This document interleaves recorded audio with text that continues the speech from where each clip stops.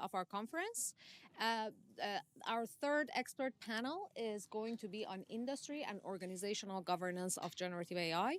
And it is my pleasure to introduce my dear colleague and collaborator, Lorrie Cranor, who is the director and Bosch Distinguished Professor in Security and Privacy Technologies of Scilab and the FORE Systems Professor of Computer Science and Engineering and Public Policy at Carnegie Mellon. She also directs the Scilab Usable Privacy and Security Laboratory, or CUPS. In 2016, Lorrie served as chief technologist at the U.S. Federal Trade Commission, FTC, working in the office of Chairwoman Ramirez. She is also a co-founder of Wombat Security Technologies, Inc., a security awareness training company that was acquired by Proofpoint. Please join me in welcoming Lorrie to the stage.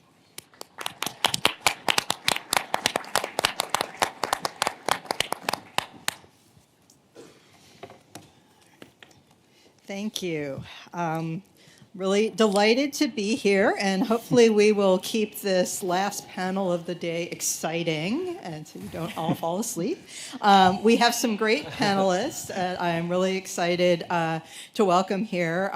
They have, I'm going to read you their bios. They have a great professional expertise. I've also played soccer with two of them. All right, so first I would like to welcome Trevor Hughes, who is the president and CEO of the International Association of Privacy Professionals, the professional home for privacy, AI governance, and digital responsibility globally. It has over 80,000 members in more than 150 countries. The AIPP responds to the growing need for professionals to manage the intersections of data, technology, and humanity. Trevor previously served as the executive director of the Network Advertising Initiative and the Email Sender and Provider Coalition, and he is a widely recognized leader in digital policy. So, welcome. Thank you. Thank you. Got it. So actually, do your talk first. Oh, you want me to go now? Okay, sorry. I'll start talking right now. Well, good afternoon, and thank you, Lorrie. It really is lovely to be here. I want to note for everyone in the room, the IEPP is the world's largest privacy organization. Every year in our 25-year history, we give out a Privacy Leadership Award for really someone around the world who has exemplified great leadership in the field of privacy. And in 2018, it was Professor Lorrie Cranor. And so congratulations, Lorrie. Woo. What I want to talk to you about today, though, is an issue that we're seeing as AI and privacy emerge around the world. Some of you, many of you probably are familiar with the second law of thermodynamics. Anyone know exactly what it is? Someone has to know. Well, it's entropy. It's the idea that all systems move towards disorder. Maybe the most depressing law in all of physics. All systems move towards disorder.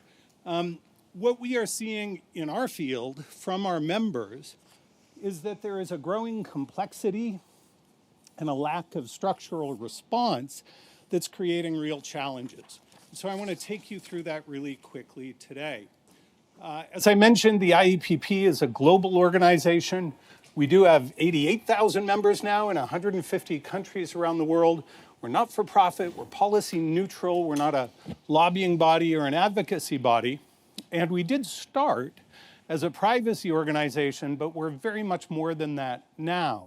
We cover AI, we cover cybersecurity law, and all of these emerging digital policy issues. Let's start with privacy, because it intersects with AI quite a bit. In January of 2020, Gartner, the research firm, estimated that 10% of the world's population was subject to a national comprehensive privacy law.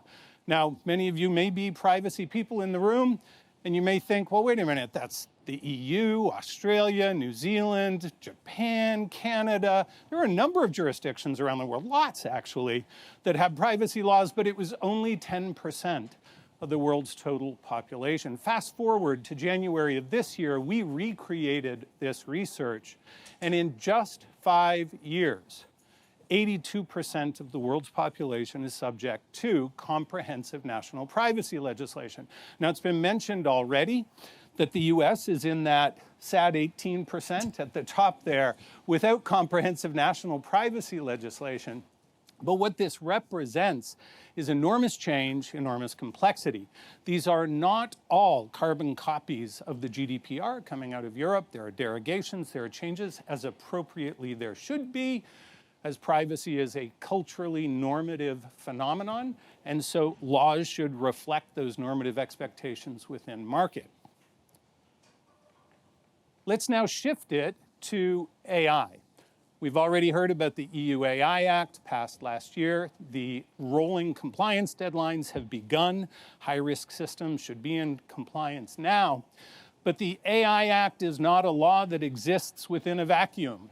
Our team did a little bit of work and found that there are over 30 full intersections with other EU-based laws, regs, directives, mandates, and that creates a very significant level of complexity within the EU AI Act. In fact, Kai Zenner, a staffer for MEP Axel Voss in Brussels, created this chart, which many now call the blue wall of Brussels.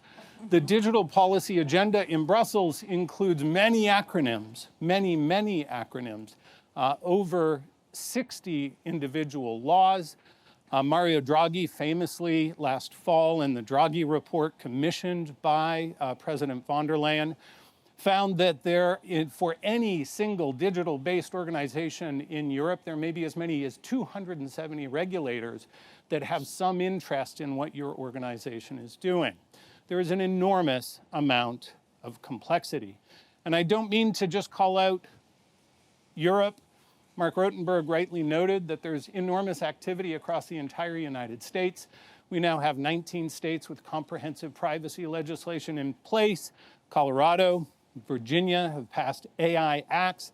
We will undoubtedly see more privacy legislation emerge. We will undoubtedly see more AI legislation emerge.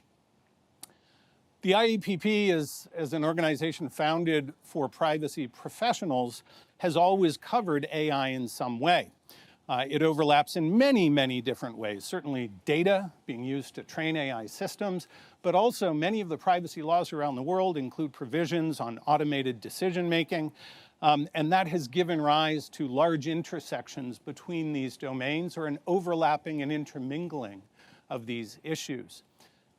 3 years ago, the IEPP launched a conference, a certification, the types of things that we do for this emerging category of AI governance professionals. And in order to support that work, we hit the road. We went out and talked to governments, we talked to industry, we talked to academics all around the world. And over the course of the end of 2023 into 2024, myself, our chief knowledge officer, our head of research, we were coming back week after week from these various trips, and every time we were telling a similar story. And that was that wherever we went, organizations were struggling with how to structure not just AI. AI was the catalyst, the trigger point for this. They were struggling to structure their digital responsibility organization. They were struggling to put digital risk, digital policy issues into an organizational framework that made sense. And we heard it so many times that we decided that we needed to do some research on it. And I should note, it wasn't just from the private sector that we heard this. When we went to Brussels and said, who's going to regulate the AI Act?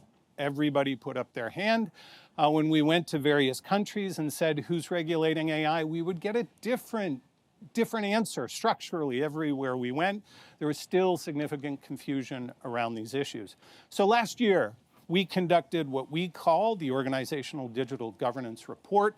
These were qualitative and quantitative research tools that we used. We reached out to a couple hundred organizations, interviewed them, and documented how they were responding. Let me just capture, I think, the most compelling message that we received. We heard earlier about silos and structures of silos reporting. We found that.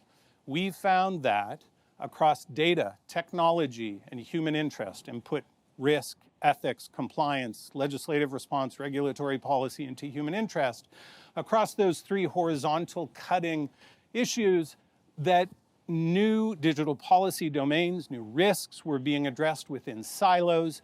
They did not speak well to each other. I had a leading CPO say to me, it's as if we are all in an operating theater and we are all operating on the same patient, but none of us speak the same language.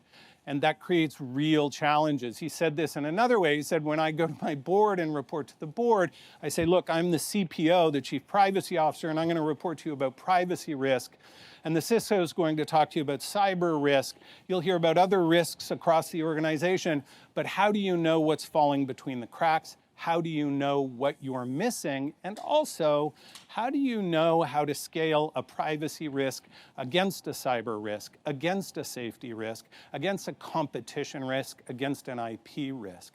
The fact is today that most organizations are structured in these silos and are struggling to reconcile digital policy risk across the entire enterprise. Let me show this to you in a different way. LinkedIn is a friend of the IEPP. The Chief Privacy Officer was our chair a number of years ago. We did a little bit of research with them where we looked at the title of Chief Privacy Officer 5 years ago. And what did we find 5 years ago? There was a period after Chief Privacy Officer. It was Chief Privacy Officer, end of sentence. Today, we call it the ampersand moment. In over 50% of organizations, the file labeled AI risk has landed on the desk of the Chief Privacy Officer. Of our members, these are all privacy professionals, over 80% of them report having additional duties added to their desk in the past 2 years.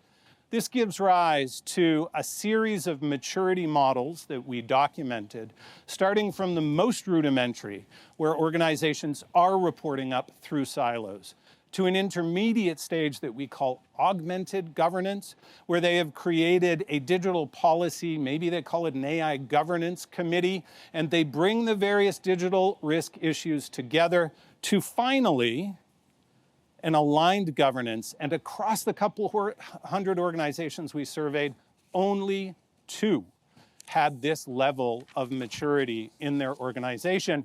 This is a traditional 3-line defense in depth structure where the organization itself is trained to help manage risk. You have policy experts managing risk within their various silos, and then you have third-party or internal audit reviewing all of it. That's all I have for you. I'm looking forward to questions, but thank you very much.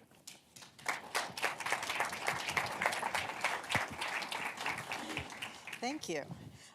Next, I'd like to call up Zico Kolter, who is a professor and department head of machine learning at Carnegie Mellon.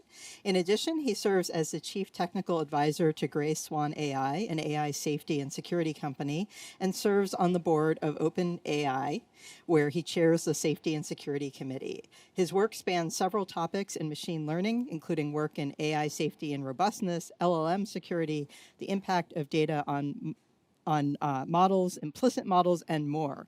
He is a recipient of the DARPA Young Faculty Award, a Sloan Fellowship, and several Best Paper and Test of Time awards. Welcome. All right, thank you. It's wonderful to be here. Everyone can hear me okay? Good, all right. So I don't have a set of slides, unfortunately. I'll just talk for a few minutes, but it won't be very long either. I want to talk a little bit about the way I think about governance of AI safety issues. And as Lorrie mentioned, this is sort of a very present thing for me. Among other things, I work at a company that thinks about this. I chair the committee that oversees the governance of OpenAI's models, and they even looks at individual models in some cases. So when we talk about AI safety and the governance of AI and the risks of AI, one big concern I have is that oftentimes we're not speaking the same language because we have very different notions of the capabilities that are either currently in AI systems or coming soon to AI systems. So to level set this a little bit, and I'd like doing this exercise a little bit because I think it shows just how different we're sort of opinion here. I want to ask a question of the audience. And the question is, I won't use the term, HCII or things like this, but let's define an AI system that could do all the work that a colleague of yours does. So everything you would normally assign a close colleague working on a project over the course of about a year. So imagine an AI system that could do that. Whatever you give to a person, you could give to an AI system. And they would be functionally equivalent, say for virtual tasks only. Robots, they're a little bit further off. But over the course of a year, any task you currently give a colleague, you could give to the system instead. And the simple question is sort of, when do you think this is going to happen? So could I have a show of hands by people that think this will happen by 2030? What about 2040? What about not in our lifetime? Oh, not that many, okay. So if this is true, I'm always surprised by this question actually, because if this is true, so about a third of the audience maybe said by 2030, a third of the audience said by 2040, and some people didn't raise their hands or said longer maybe. If this is true though, if we're going to have systems that are functionally identical to really, your colleagues, but let's be honest, any colleague, right? They could do anything that a person can do over the course of a year, basically. That opens up kind of a mind-boggling array of possibilities in terms of the risks. And so it is true that, and by the way, if you talk to people at OpenAI, they would all have raised their hand by 2030, maybe in the next 2 years, maybe in the next year. If we think this is true, then I would argue that the risks we have in mind and the concerns we have for safety are going to be very different than the concerns we might have if our point of reference is more like the systems we currently have or the systems we had 5 years ago. And so because of that, I think there's sometimes a lack of sort of common shared terminology between different groups working in AI safety. So for example, I'll be very, very sort of straightforward about it. A lot of what we consider in the Safety and Security Committee at OpenAI is what we'll kind of refer to as catastrophic risks. Do we think the AI systems are capable of producing bioweapons that could easily wipe out a large fraction of the world? Do we think they're capable of producing cyber attacks that could essentially produce zero-day exploits for most deployed software out there? And then on the really, to me, even a bit still far-fetched, but less and less as time goes on, do we worry about sort of true loss of control-like scenarios where we kind of just have an AI system that we no longer have the ability to control in the sense that we do right now? And these are questions that still feel a bit like science fiction to many of us, I think. I think we go about our days not really thinking about this possibility very often because, frankly, it's a bit weird to think about this too much of our time, right? It's such a different sort of mode of operation that I have a hard time really internalizing what it would mean to truly believe this kind of the way I do logically in a lot of ways.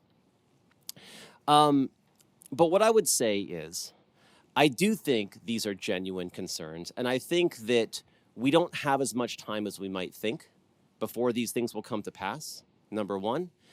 And number two, the way in which we control and prevent and sort of mitigate the risks of these threats is still something that is very we have not a very good understanding of it.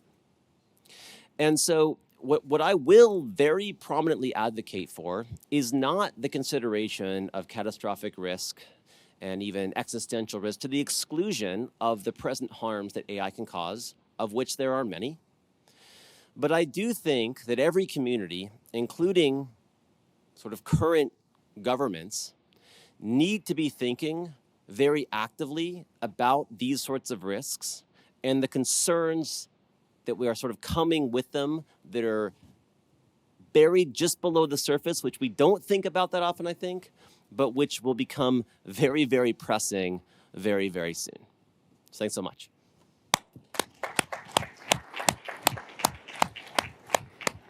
All right.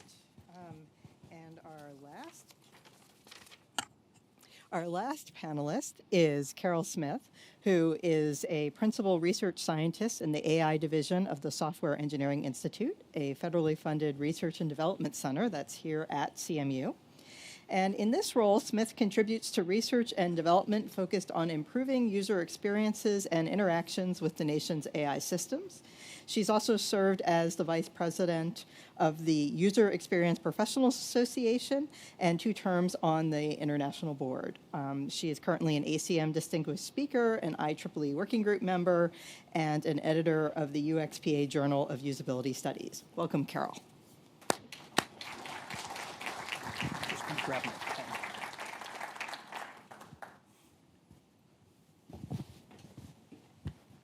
Hello, everyone, and welcome. So I also do not have slides. You get to listen to me. These comments are also my own, so I'm not speaking on behalf of my organization. But my work is with people doing high-risk activities, people who are dealing with higher stakes than e-commerce and other challenges. And so I have a different approach, I think, than my colleagues. But I also worry that, we don't want to make it such a big stretch for people to follow guidance that they ignore it or they don't do it because it's too painful. So there's a balance, and that's most of what I will talk about is the balance. As you heard, I do work on standards myself, and oh my, do they need to be improved. The process is painful. I've also worked on the Defense Innovation Unit's guidelines for responsible AI. That's through the Department of Defense. That was less painful. So there are ways we can do this work that are really building on what we already know about software development, and then there are longer trips we can take that aren't as successful. But my priorities are always to make sure that we're making a useful, balanced system that's evidence-based and that people understand the systems they're working with. And I don't know that we can say that right now. So there certainly is a need for guidance. We need to help people to really understand the trade-offs that they make, understand how they are empowering people, how they might be limiting people or limiting access. Someone's going to gain and someone's going to lose access or information throughout whatever program we make. Someone earlier today was talking about the choices, and each of those choices are affecting the experience, and we need to do that thoughtfully. So a lot of this is thinking, getting people to think, and getting people to ask questions. And data is the core of any of these systems, and data is, when you hear about open source, they don't talk about the data, and that is the key. Whatever is in that system can come out. We've seen lots of different jailbreaking and hacking that has resulted in personally identifying information, healthcare, whatever it is. If it's in there, it can come out. And we need to protect people's privacy. We need to protect intellectual property, art, et cetera, and figure out ways to do that. And I think we can do that through guidance. What we don't need is specifics of development. We don't need to tell people how to make a system, but we do need to protect their privacy, et cetera, when they're using the system or when it's affecting other people. And part of this is also making sure we're using iterative practices. So rather than one and done, we need to make sure that the system is right for the audience, that it's being made in a way that it can be reversed, rolled back to a previous version if it's not working as anticipated. That we understand the needs of the people who are going to use the system and that it's built to meet those needs. And then, as has already been mentioned, we need to make sure we're planning to conduct test, evaluation, validation, verification, as well as constant monitoring of these systems. They are dynamic, and so we need to make sure that they are within the guardrails or the guidance that we have, that they're doing the things we expect them to do and that they're not doing alternative or dangerous or manipulative activities. And that people know how they work and they can tell how to turn them off. And we should always be able to turn off a system. We are not living in sci-fi. A system without an off button, please don't buy that. It should have an off button. You should be able to just turn it off. These tools aren't inherently good or bad. And they have the power to really help us do some amazing things. I hope they cure cancer. I was at IBM when we had the moonshot for cancer, and yeah, we're getting there, but it'll be a while.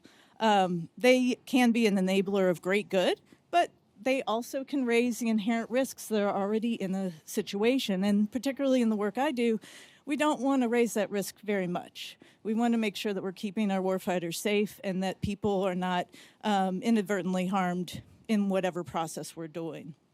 And for acquisition, we need faster processes. We need to be able to support people who are trying to figure out which product they should buy, what this one does, what are the capabilities, how can I protect people with the system. We need to give them tools to be able to ask tougher questions and to make sure that end users are involved in testing of the systems.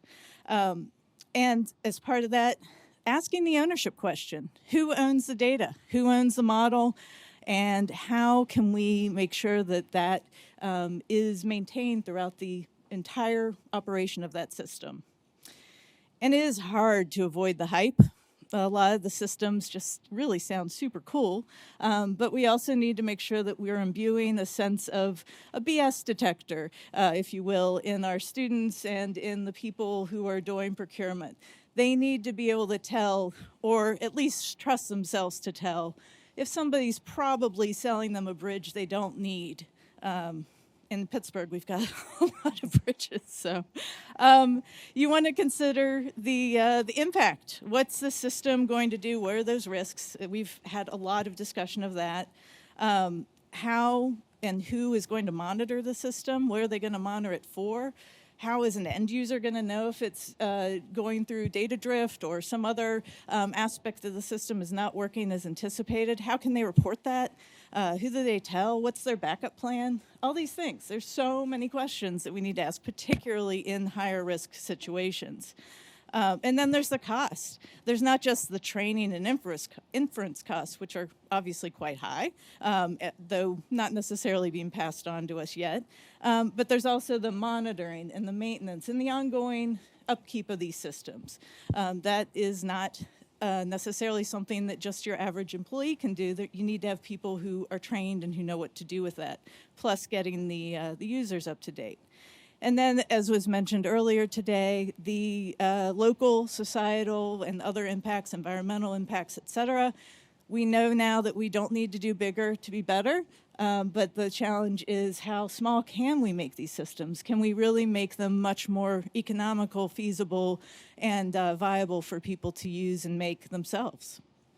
And then selecting tools based on the need. I'll keep hammering that. My background's in human-computer interaction, and that's really the key. We need systems that work for us, that we feel confident using, that we can calibrate our trust of so that we know when to use it and when, it's just not the right tool today. These are all just tools, and we really need to be able to treat them as such. So thinking about the importance of correct and repeatable responses or results. You're not going to get that with generative AI, at least not right now. The urgency of the response, what is your, how much latency can you put up with? What is reasonable? How quickly do you need to verify if the information you have is true? If it's an urgent situation, you don't have time. So really thinking through how applicable the generative AI system might be. And then also the capabilities. Is it a fit? Is it going to work with the group that you are designing the system for? Is it the right system? How do you make sure that people using these systems are able to? So guidance is really important, and we can create guidance that focuses more on data, more on use cases, much more like many of the other countries are doing. I do believe that that's a better route than technical specifications. And it is necessary, but it's not easy. So looking forward to the conversation.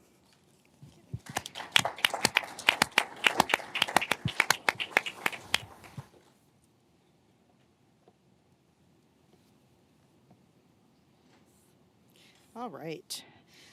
So, a bunch of questions for the panelists. You all are welcome to add your questions via Slido, and they will, in theory, appear on my iPad. Cool. All right. So to start with, I want to ask all of the panelists to comment on the types of AI governance steps that you have seen organizations actually taking today.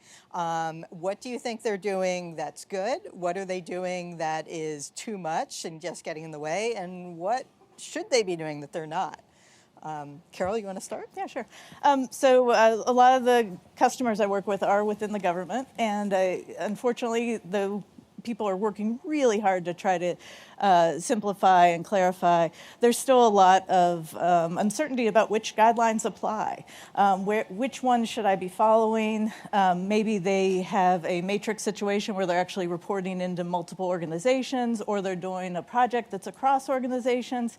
So having a way to help people really figure out what they should be following and how to do that, I think is a huge challenge right now for a variety of organizations, not just in government, but certainly we're seeing that in government. Any thoughts, Zico? Yeah, so obviously I have experience with a relatively relatively small cross-section of companies in this space, but they kind of span all sides. So in addition to sort of work with OpenAI and work with my startup, I also do a lot of work with Bosch, who also is sort of a large commercial organization trying to understand how to adopt AI and how to adopt AI in face of regulatory environments that we're in. The one thing I will say to this, which I think makes this very hard globally, is actually something that DJ was saying at the very start of the session today, which is the pace of product release versus the pace of regulatory release, for lack of a better word.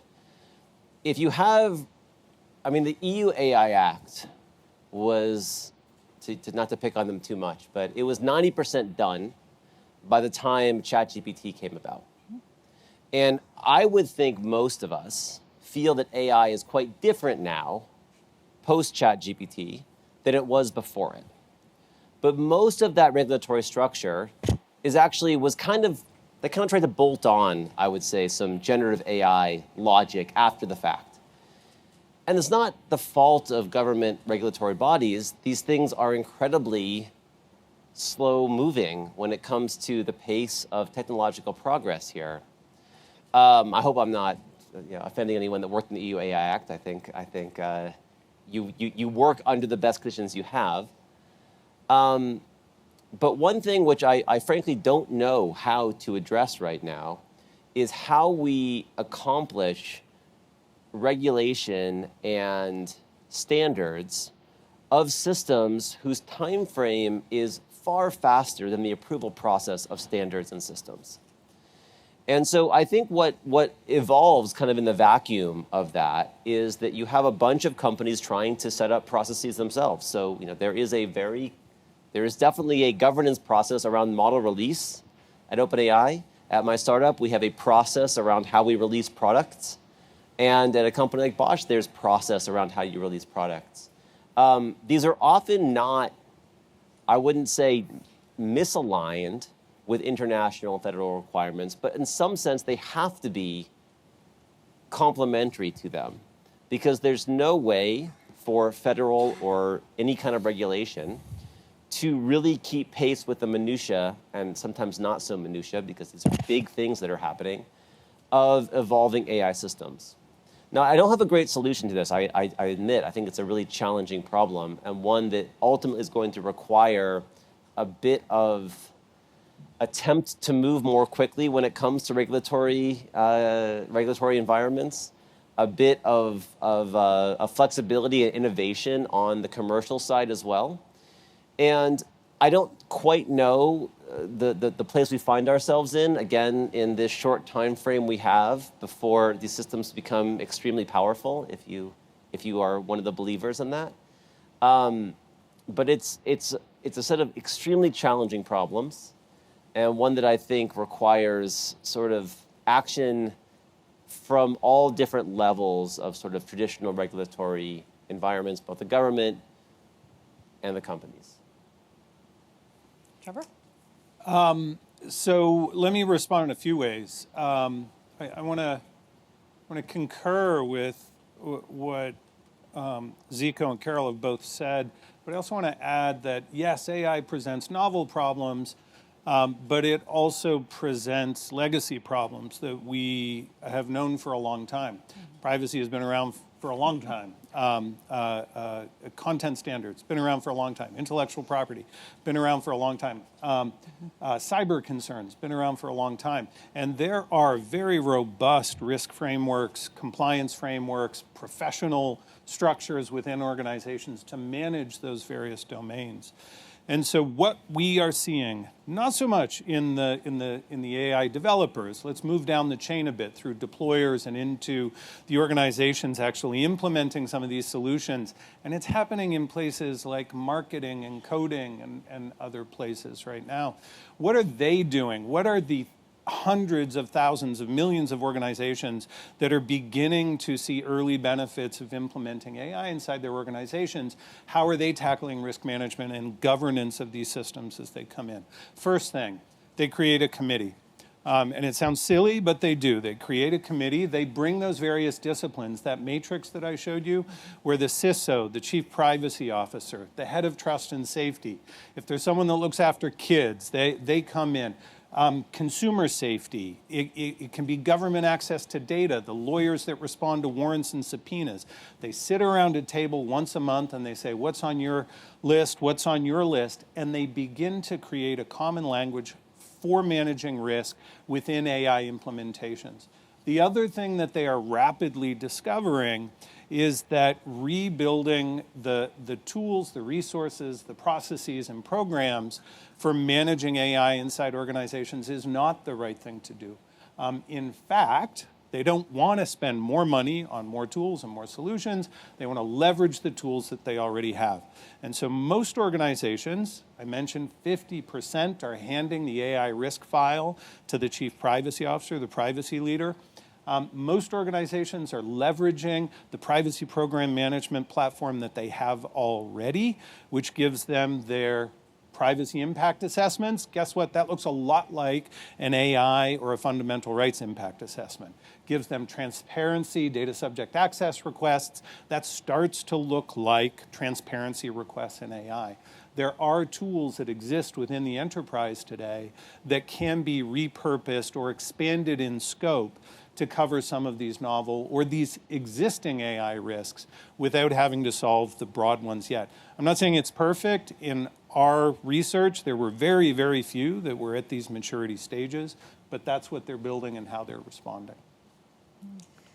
Following up on that, so I like this sort of hierarchy that we have the big policies and then we get down to what the individual contributors are doing.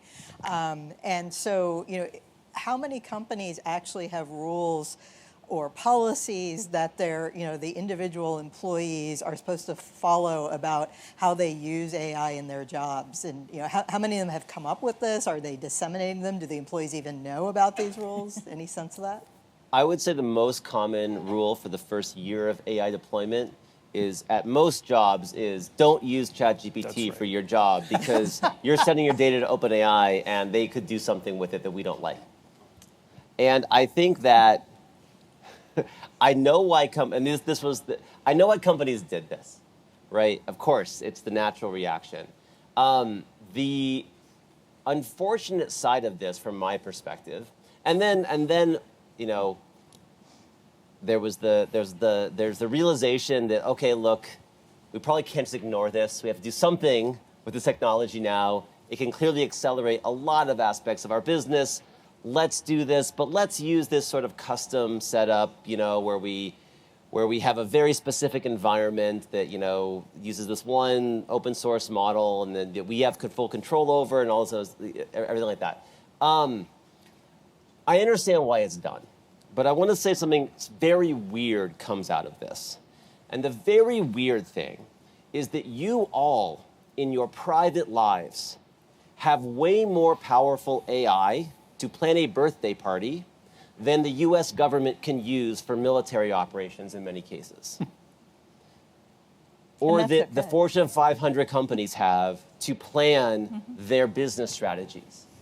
And that's very bizarre, right? It's very weird that we are essentially, in my view, because the pace of AI models is so rapid, we are essentially handicapping application of these things to maybe their most productive use. And I know that there are reasons, right? I know that there are reasons, but I also think sometimes there's a degree of undue hesitancy because of a misunderstanding about certain things. There's still the notion that if you type in anything into ChatGPT, it will train on that data, or it will somehow memorize that data, and then everyone can have access to it also, right? And this is just not true. When you run inference from a model on some data, it does not store that data inside the model for future use. And there are also very real concerns. I don't mean to sweep these aside truly, but something is very odd that our natural reaction to a technology is to say, don't use it. We can't use it because we're not sure about it. And I think we're going to have to become a whole lot more comfortable with a degree of uncertainty, not so much around the service license agreements like that. That we can assure. But this technology fundamentally is not deterministic in the way that we're used to with a lot of technologies. And I think we have to all become, if we want to use it at all, which I believe we should, I think we have to become a whole lot more accepting of a degree of uncertainty. The same way, by the way, we are when we work with other people. We accept the uncertainty with them. And that's okay, and we have structures for doing that, and we need structures that similarly let us leverage AI while accepting a degree of uncertainty about how it's going to work. Carol. So much to say. The first thing is microwaves. Would we all just want microwaves in our houses without any testing? United Labs just, it's probably fine. They said it was. We can't have those types of any type of system, really, that's out there that's particularly, again, for the higher risk situations that are not tested, that are not reliable, that are not going to perform in the same way every day. That's not acceptable. And it's okay to say, no, it's not acceptable. I don't drive a race car, down these streets where there are lots and lots of people going at 90 miles per hour. That would be bad. I don't need that powerful of a tool to get to my house. I need my little Hyundai. It works great. And there is a right tool for the right job and the wrong tool, and we have to be able to assess that. And again, with these systems, the trust of another human, you make a good point. When I walk into my office, if I sense somebody didn't have a good night's sleep, I may not work with them for a little while on something. Whereas if somebody seems like they are sharp, they had their third cup of coffee, that's the person I might want to work with, and vice versa, given the situation. But we make those judgments. We don't just use a tool or coordinate or collaborate with a human because we have to or we're told to. We pick and choose what tools are right for each situation, who we want to collaborate with. There are exceptions where you have to do what you're told, but for the most part, we can use our intelligence and the experience that we're currently having to use that judgment, use that intuition, and make a decision that is good for that particular situation. Do you want to weigh in, Trevor? Yeah, I want to make a couple of big points. First, I'm not going to have the government plan any birthday parties soon. That's apparently a lesson.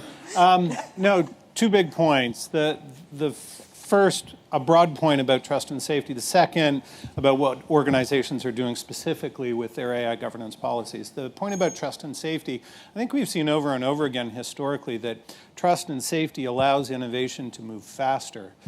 Berta Benz helped develop the brake pad for cars, which allowed them to stop. And guess what? Brakes don't slow down cars. It wasn't until Berta Benz developed brake pads. She was the wife of Carl Benz of Mercedes-Benz. It wasn't until she developed brake pads and we had an effective safety mechanism on cars that cars could travel over 10 kilometers an hour. They went faster. They achieved their greater purpose in society because trust and safety started to be added to the technology. So I believe firmly, IEPP is policy neutral, but I believe firmly that trust and safety allow innovation to move faster. That's the first thing. Second, I think we're seeing hesitancy in organizations because they know that trust and safety is good business. And so yes, the first iteration of an AI governance policy inside an organization right now is usually don't. Right? Don't do it. And then the second iteration is, okay, we know you might do it, bring it to us first for approval.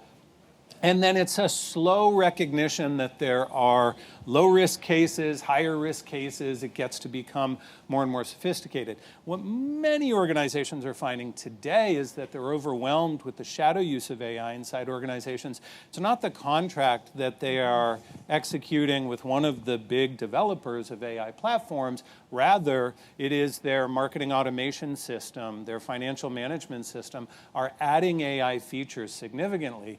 Our social media coordinator, a junior staffer who does social media posts for the IEPP, oversees our social media presence, she came to me late last year and said, Trevor, there's this new cool button on our marketing automation platform which allows me to generate 15 posts just by pressing the button. And they would populate via AI based on a particular theme. That's shadow AI, and organizations are really struggling to wrap their hands around that. There absolutely is appropriately, I think, hesitancy and concern first, but gradually, as the risks are understood and trust and safety can be baked in, I think there is engagement and deployment at a very high level. The one thing I would add to this is I maybe made the wrong comment talking about birthday parties, because I think actually that there is a notion in which people think of AI right now as suitable for trivial, or you mean arguably even the most powerful AI, is most suitable for sort of trivial concerns. But the point I kind of want to make here is that even that person that's had 3 cups of coffee, they make mistakes all the time. Yep. And there are all these stories, and I know anecdotes are not the way to do it, and there have been studies that show these things both ways, but to be fair, there's lots of studies that do look at the power of current AI systems, say in medical situations and really high-risk situations where they often do better than doctors who do not have enough time to look over materials in depth, right? So right now, and again, I'm going to be anecdotal here, but I know people who have put their medical charts into ChatGPT before talking with their doctor and pointed out something their doctor recommended was actually a horrible idea, because they just didn't have time to look into their whole charts.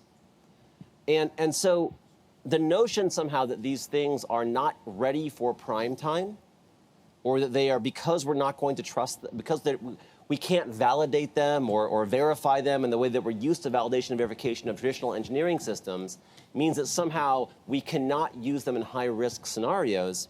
I feel like that does a great disservice to us. And I don't know, because there's obviously the other scenarios, okay, where these things do make a mistake and can cause an issue. But it certainly seems like we are on a trajectory, I believe, to where these things will be much more reliable in a lot of settings than people are. They will both be imperfect, 2 very imperfect options. And at some point, we will have to decide, okay, we're going to go with the imperfect option because we trust it more than people, even though it's not in any way validated or verified the way we're used to in a lot of other settings. So in response to that, I would say that we have lots of issues, people. I make mistakes probably daily. I'm really good at that. But I only make mistakes that are relatively small in nature. No mistake I make has programmatic capability to affect millions of people. If I use an AI system for that, specifically a generative AI system, and it's just going much faster than I can even understand, and making massive and dangerous mistakes at a scale that's almost unbelievable, that's a problem. So we want to make sure that we do have control. We maintain control over things that are going to affect people's life, their status, their job, their their ability to pay their bills, whatever it is. Important decisions we certainly should not be leaving to a system that is generative in nature and possibly can apply the same mistake to everyone in a specific class, to everyone in a specific city, whatever it is. We don't need new problems. We have plenty. All right.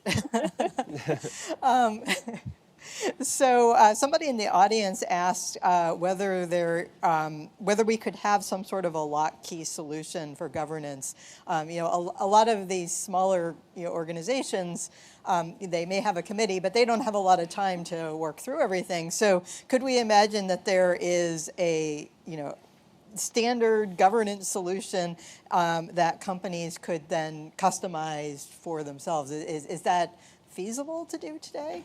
I think it's happening every minute. There are dozens, if not hundreds, of standards and frameworks out there. You can look at governments, you can look at standards bodies, you can look at trade bodies. Many of them are implementing risk management frameworks. NIST has one. So I think there are lots of different frameworks that help with that, and that certainly is a framing for approaching the risk management inside organizations. Yeah, I think the reality of making sure that you make it appropriate for your organization and your culture and Right. All those things is really an important aspect of that. So certainly taking an existing one and then modifying it a bit for your particular context of use, for the people who are using the program. It's not going to be, I don't think, a one-size-fits-all, but it can be a guide to help people figure out what is appropriate for their particular situation. We should also note that the EU AI Act is extraterritorial in application, and just as the GDPR became really a strong framework for the entire world for data protection, I think there is at least an indication that the EU AI Act will be very influential in the short term, at least, as a global framework for approaching this stuff. Great. So we have some questions from the audience about catastrophic risks. And somebody wants to know from Zico, what is your probability of doom? Good question. Your P-doom? So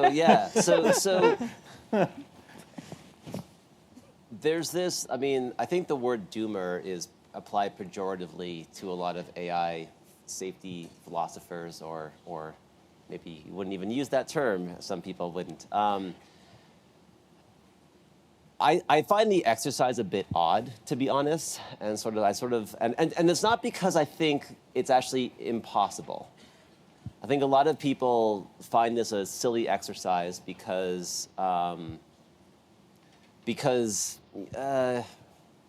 it sounds so science fiction-y, right? It sounds, okay, how does this happen? Okay, well, the AI gets into factories and manufactures a bioagent that is released simultaneously by all of these systems at once because it wants to kill us all, so we're out of the way and it can do whatever it wants to do.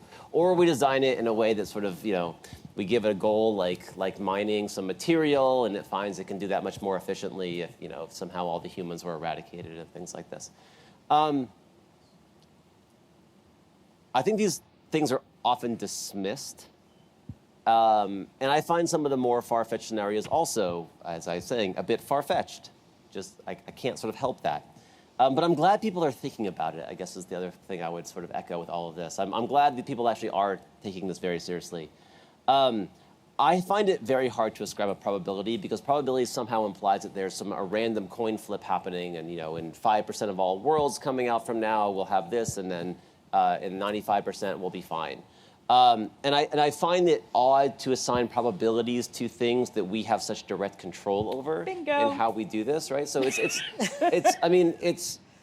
not a random event of nature, right? It's something that we have control over. Yes. And so, having said that, if you treat the world as a stochastic simulation environment, it's like this Moloch term for it, right? The world is some evil force of the world's pervading. I think it's very hard to kill everyone. So doom in the sense of killing everyone is very hard. I think there's a very high chance, again, in this sort of very depressing because we lose control over it world, where something very bad will happen, where large numbers of people could die, where we could have sort of a mass tragedy akin to the power being shut off in an entire nation and can't be brought back. I think it's possible. That's not going to kill everyone, but it's really bad. A bioagent probably also won't kill everyone, in most cases, because some people will be immune, some people, will fight it off. But it's really, really bad. And so I think that I don't like talking about probability here because it's probability of an event you can control. But if you ignore that for a moment, because I know people are looking for an answer, and I'm not going to give a numerical answer other than the fact to say I think it is, high enough that we should be taking these things very seriously because the ill effects of it are so bad. And I think those are and because those things are so bad, I genuinely do. Even if they are far-fetched, I genuinely think we should be putting some real thought into it. Can I ask a question? Yeah. So, Zico, how do you square that against your let's innovate and grow posture? Great. So I think that there's a big difference between, okay, so here's how I would put it. I think that to a certain extent, if you take the posture that the world is sort of this unshapable thing, that there's going to be progress, then it's very hard to sort of maintain full control over that, in the sense that if, in an isolated scenario, if you don't innovate, someone else will innovate, right? And someone else will release a model. And so there is this pressure globally, which I think, companies feel, governments feel, a lot of people feel, that if we don't do it, someone else will. So there's a need for innovation. I think we have to innovate. Great. In fact, we have to be on the cutting edge of this. Otherwise, I know it sounds fatalistic, but I really do think these competitive pressures will get to us. Yep. Having said that, because I believe in the necessity of innovation, I think we should be doing the best job we can at innovating, not only leveraging these tools for the trivial uses and maybe even the personal uses of running our medical records through, which I think is probably not a bad idea even right now, if I'm honest. But I think we also need to innovate with the companies and the organization, institutions that are best able to defend us against these worst case scenarios. So if we're worried about cyber attacks, we should be innovating on defensive cyber using AI. If we're worried about bio, let's innovate on bio when it comes to AI. I know it sounds, are there processes that should govern the release of models? Yes, absolutely, and that's what I sort of do very much day to day. But in the broader picture, I think innovation is going to happen, and the way to remain safe is not to hold back the frontier organizations. I don't just mean labs, I mean sort of the whole organizations that are at the forefront of science, of technology of all types, et cetera. It's not to hold them back from this technology, but in fact actually enable them to be its best users of it. I have a response to that. I think it would be a losing strategy if we applied new technology just because we're concerned about what the other people are doing, because we can do it better, we can hold ourselves to a higher standard, and we can make sure that we're doing the right things and doing them right, whereas we're pretty sure some of our competitors are not. And we will win those races by building systems that are for people, by building systems that are in human control, and by trusting each other to make the right decision and decide how to use a system and when to use a system. Quick question. The thing is blinking that we should wrap up, but I thought we had another 15 minutes. We do have 15 minutes. Okay, good. Ignore that. Okay. We can keep talking, yes. All right. Wanted to ask a different question now. So Trevor, you talked about how privacy professionals are doing a lot in this space. And it's not immediately obvious that privacy professionals are the right ones to be doing this, but I think you think they are. So can you tell us why or why not privacy professionals should be doing GenAI governance and all that? Absolutely. So I think the first thing to do is to think about the executive, the leader inside an organization that's trying to decide how do we allocate resources to this problem. When they look across the enterprise, they don't have an AI governance officer. It doesn't exist yet really as a fully formed profession. And so they look at the skills that are available, they look at the capacities, the strengths across the organization. Privacy professionals for 25 years have been working in a field which is dominated by technological innovation, so they're wrapping their heads around technology every day. They are wrapping their heads around inchoate ephemeral risk, because many privacy risks are hard to pin down. They're operating in a ridiculously complex regulatory environment, and they have already, over the past 25 years, implemented strong governance structures for data protection, privacy management inside organizations, so they know how to navigate the enterprise business structure and get things done so that there is a better structure of risk management. That's the reason that it's landed on the desk of the privacy pro. The issues that are coming in are largely coming from risk and regulatory management. It's compliance often that is driving this. And the CISO, the head of intellectual property, the head of competition, they don't necessarily have the same internal structures that the privacy team has built over the years. And so it's not just us thinking it's a good idea. Over 50% of organizations, that's where it's landing. And I want to be really clear here. This isn't AI writ large for the organization. This is AI governance, compliance, risk management, policy development, and management. And also, the chief privacy officer is not uniquely suited to answer these things. It takes a committee, and it actually takes a dialogue across many different digital policy domains for organizations to do it effectively. Does anybody else want to weigh in on what other expertise should be brought to the table? Yeah, I will say user experience and human-computer interaction people are extremely helpful in making sure that these interfaces are useful and usable, and that they have the interfaces and evidence that people need to be able to know if the system is working as expected, if the resources it's providing are real. URLs can be generated that are fake, and you need to do that due diligence. But if you don't have that information, you can't do that due diligence. So being able to provide all that information through the user interface is really key. And as well, having a team that is multidisciplinary, going back to my liberal arts education anyway, it's really important to have people who have different backgrounds, think differently, and can address or identify different aspects of the system that need to be thought about.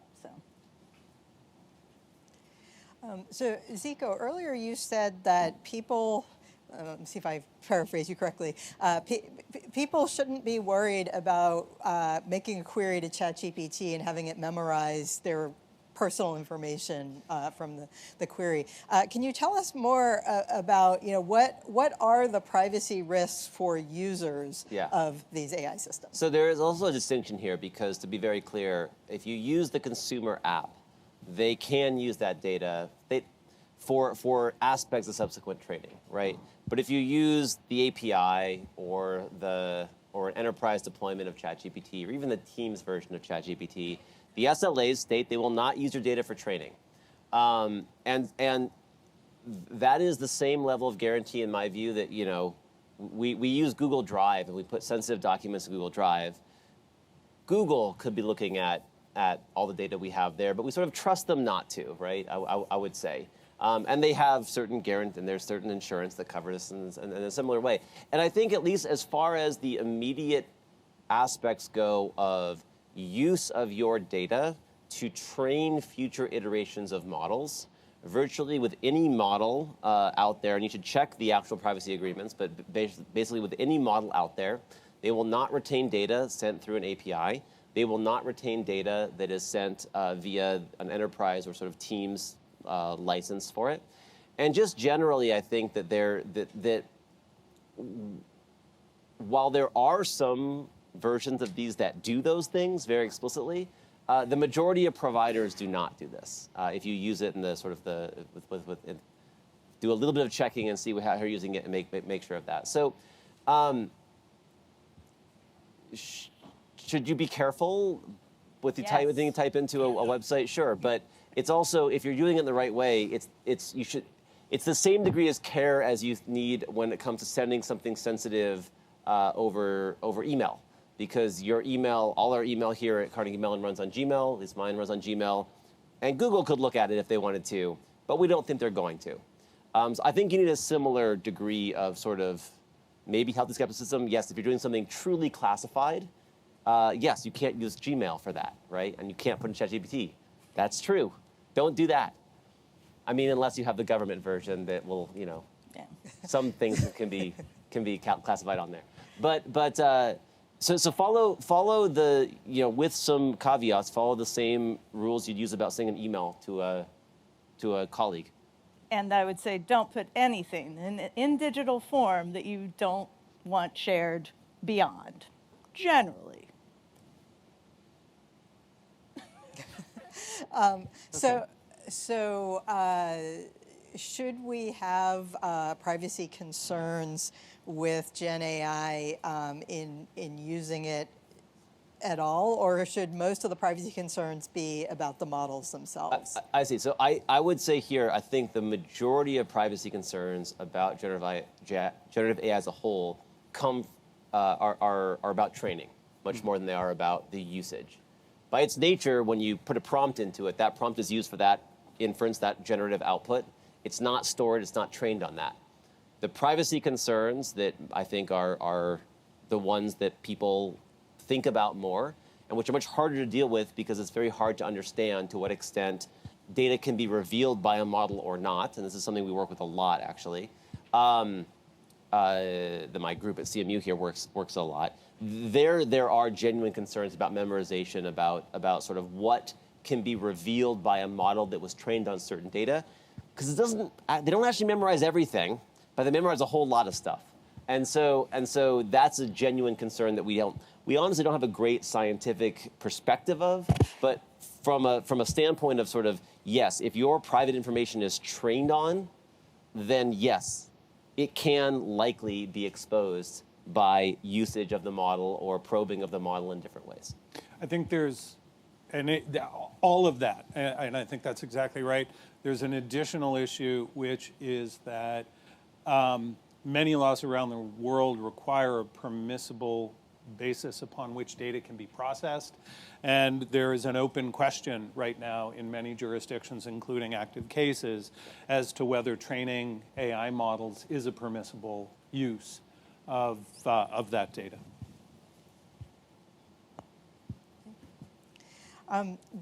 There's a question about the changing nature of privacy, and it's not written in the question. I assume this is also the changing nature of the public's perception of privacy, and how should that or how is that impacting regulations and the self-regulation and governance as our understanding of what should be private perhaps is changing over time? Wow. Without question, I think privacy, again, is a normative value. It's cultural all around the world. It shifts and changes over time, and yet there's a fundamental human truth about privacy that sits at its core, and we intuitively, almost in an evolutionary sense, understand the need for privacy. our policy responses to those concerns, just as privacy has shifted over time, so too have our policy responses shifted over time. I think we exist in a moment right now where the prevailing structure over the past 50 years has really been around the fair information practices, the idea of control, the idea of having notice and transparency. There are tensions associated with those policy responses, and we are seeing policy innovation around the world. We're seeing organizations, policy-making structures, governments, legislatures, begin to look at other things. We're seeing academics do research in this work, in this space. There's really good work on fiduciary responsibilities towards data, that organizations should have a fiduciary responsibility towards your data. Those things are going to keep shifting, I think, forever. It's one of the reasons that this field is so fascinating. And I think AI governance intersects with that in a way that is a shift itself. Yeah, well said. I was just thinking, I was like, have my ideas about privacy changed? Probably, but I don't know. And that doesn't mean I want, some content to be available to everyone. I'd like to know, I like to check all my permissions in those, website options or whatever. And not everyone does. That's fine. But it's a tough question. All right, let's turn to testing. So what should the kind of standard of care and the amount of testing that should be done with AI tools in order to use them responsibly? Yeah, I would say it depends. It depends on the use case. It depends on the data. More data is more chaos, potentially more problems. So, and that's particularly why I do think using more traditional, smaller models is a better option for many situations versus a larger generative AI system, which is great for other applications. And so you can test and observe and monitor a more traditional system, which until 3 years ago was AI, that much more easily, much more readily than you can one of the generative systems. I would agree you can test it more easily. I still think there's just such... I still feel to a certain extent that, and this is maybe the challenge here, I am of the opinion that generative AI is how most AI systems will be in the future. And other than the need for, here's how I'll put it. There's a lot of things that we don't use a human for, that we're actually really bad at, right? And that will continue, there's no question. Of course, if you want to multiply two numbers together, I'm really bad. I can do an okay job, but I'm really bad at this, actually. A calculator's much better, going to get it right every single time. I'm really bad at, doing fluid simulations. I'm really, really bad at that. But computers can do it great. And for those things, yes, of course, there's going to be a need for that. And in that same category, there will be also the need for small AI systems, little essentially controllers that just happen to be based upon machine learning models. That's gonna keep existing. But I really believe it will more and more be mediated by intelligent systems that are generative AI based. And so the tools will be called by these systems. They will use them for validation and verification where they're needed. But it will be, just like it's a person that calls them right now, it will be a generative AI system that calls it later. And so for generative AI systems then, the reality is these can only be tested empirically.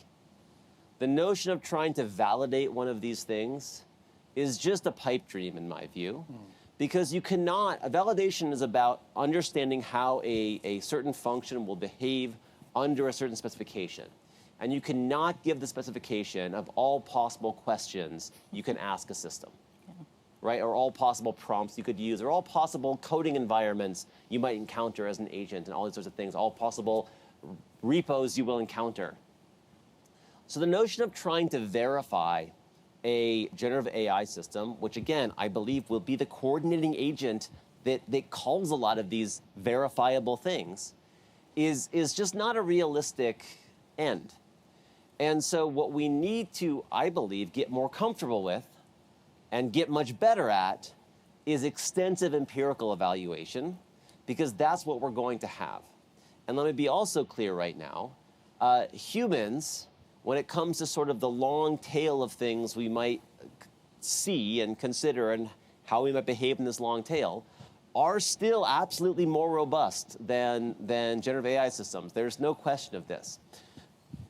But we're going to have to use the systems and get a sense of their long tail behavior anyway, because they work so well in so many situations, and the value, and frankly, I don't just mean economic value, I mean genuine value to quality of life, I believe is so high that it's going to have to be part of our smorgasbord of AI systems. And there will be other systems too, but it will, for such a large fraction of our tasks, at least be mediated by what I would consider a more generally intelligent agent that I think we have to get very used to and much better with the evaluation of those systems.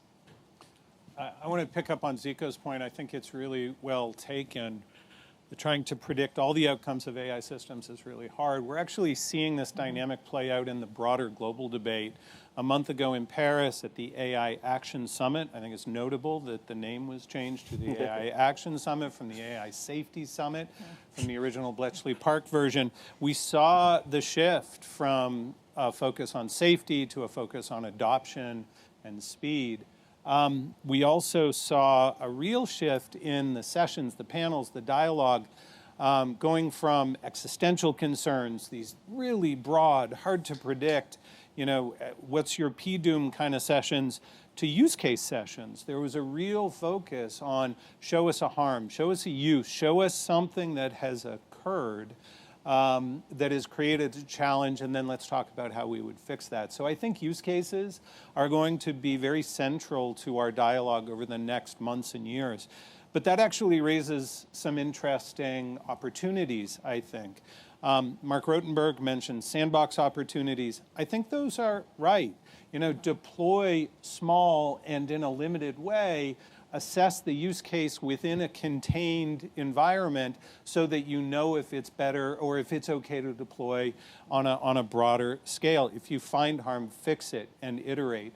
I also think, and this is where I think I would not disagree, but just add that an ounce of prevention can be helpful. An AI impact assessment can be helpful pre-deployment because some risks are understood, are predictable, and can be mitigated before you even deploy.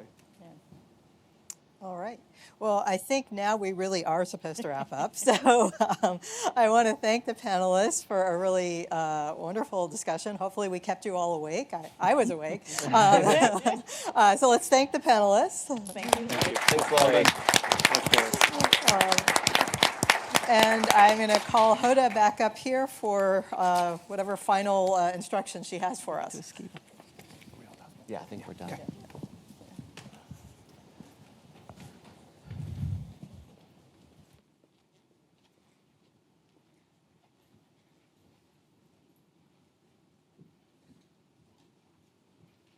Okay, thank you so much, everyone. I would like to conclude the first day of our conference with a few words. First, I hope that you have found value in the thought-provoking expert conversations we heard today. And I also hope that you have had the chance to talk to each other and to our experts and make new connections.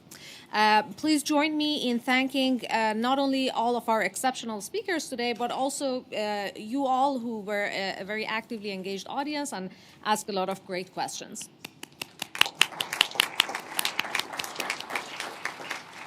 So we hope to see you here tomorrow for day 2 of the conference, which is going to be half a day, and it is going to be focused on sectoral governance of generative AI. So with that, I invite you to slowly head upstairs for the reception we are going to have in the PNC Foundation room. There will be signs posted, and hopefully you can easily find it. After a short break, the reception starts at 4:30. Thank you.